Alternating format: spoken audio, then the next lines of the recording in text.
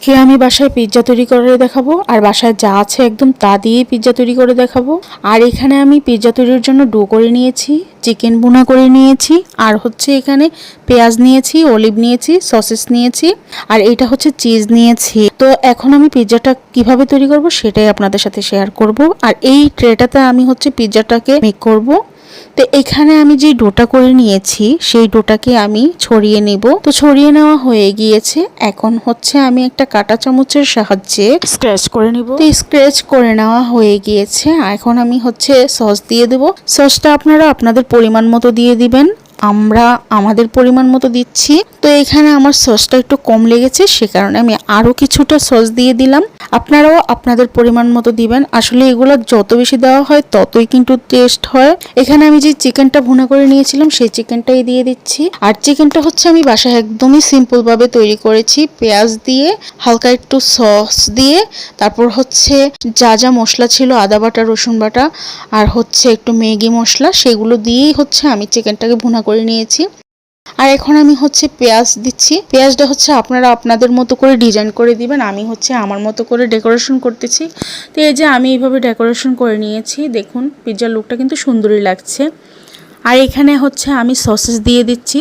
সসেসটাও আপনারা আপনাদের মতো করে দিয়ে দিবেন, আপনারা আপনাদের মতো করে ডিজাইন করে কেটে নেবেন। তো আমি আমার মতো করে হচ্ছে কেটে নিয়েছি।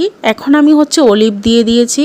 তো দেখুন অলিভগুলো হচ্ছে আমি আমার মতো করেই দিচ্ছি, আপনারা আপনাদের মতো করে দিবেন। আর এগুলো হচ্ছে বাসায় রাখলে হচ্ছে দেখা যায় কি বিভিন্ন সময় বিভিন্ন জিনিস তৈরি করে খাওয়া যায়। আর এখানে লাস্টে হচ্ছে আমি চিজ দিয়ে দিব। আর চিজটাকে হচ্ছে আমি ক্রাশ করে নিয়েছি। আর চিজটা দেখুন আমি দিয়ে দিচ্ছি। চিজটা একদম ইচ্ছা মতো দিবেন, চিজ দিতে কোনো কৃপণতা করবেন না। আমি একদম আমার মন মতো করে চিজ দিয়ে দিচ্ছি। বাসায় যেহেতু বানিয়ে খাবো, একটু ভালো করেই বানিয়ে খাবো। আর বাহিরের খাবার তো এত ভালো করে বানায়ও না, ওরা দেয়ও না। তো বাসায় বানালে একটু নিজের মন মতো করে দিব। আর চিজটা এখানে আমার কাছে একটু কম লেগেছে, সে কারণে আমি আরও কিছুটা দিয়ে দিচ্ছি। তো এখন দেখুন আমার ফাইনাল লুকটা। এখন কিন্তু পিৎজাটা কিন্তু আমার ফাইনাল লুক দেখুন হয়ে গিয়েছে। এখন জাস্ট আমি হচ্ছে অরিগানো দিয়ে দিচ্ছি। অরিগানোটাও আমি আমার মতো দিব। অরিগানোর স্মেলটা আমরা তেমন একটা পছন্দ করি না, সে কারণে অরিগানোটা আমি অল্প পরিমাণে দিচ্ছি।